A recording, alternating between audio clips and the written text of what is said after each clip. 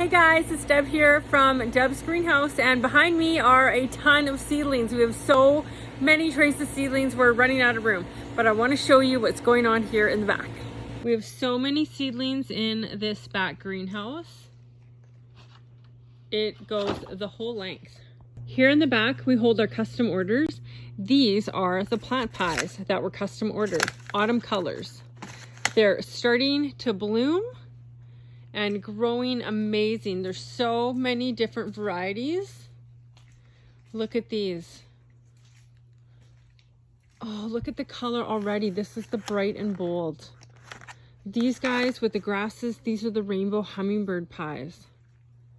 We're gonna have pies in store, so don't worry if you did not pre-order. It's okay, we'll have a ton of them. So many. Look at this, it's so juicy. What a beautiful plant pie.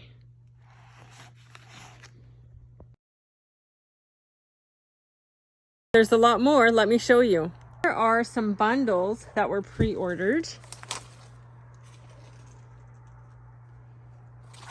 And more plant pies. Look at this. This is our Ivy League combo. Look at that begonia. That's an illumination golden picotee begonia. That's a trailing begonia. Blooms already on the bacopa.